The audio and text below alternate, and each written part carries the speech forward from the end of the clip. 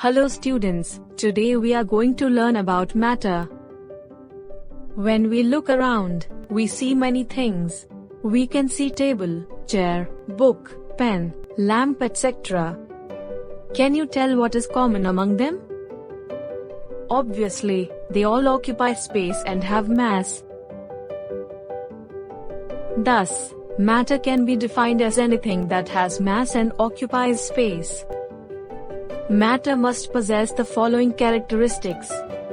It should have mass. It should have volume.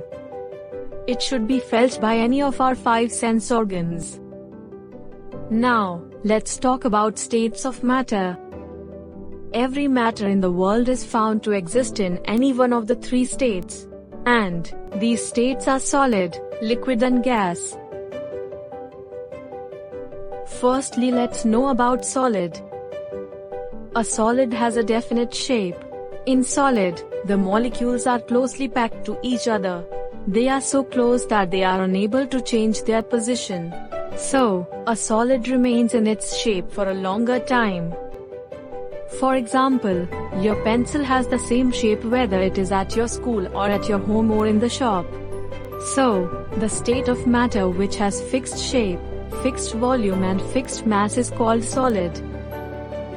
Some examples of solids are table, chair, pen, book, ice, etc. Now comes the liquid. The molecules in the liquid are loosely held in comparison to that in solid state.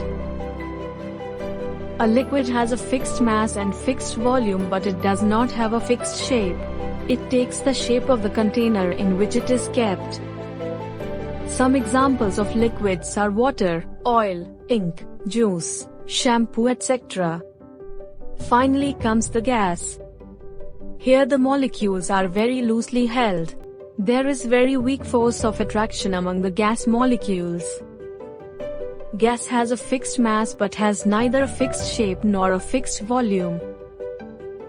Some other examples of gases are carbon dioxide, nitrogen, oxygen and fluorine. Another important property of gas is that it is highly compressible. Air can be compressed into a football, inside the tube of a bicycle and into a balloon, etc. Well, this is all for the matter. Thank you.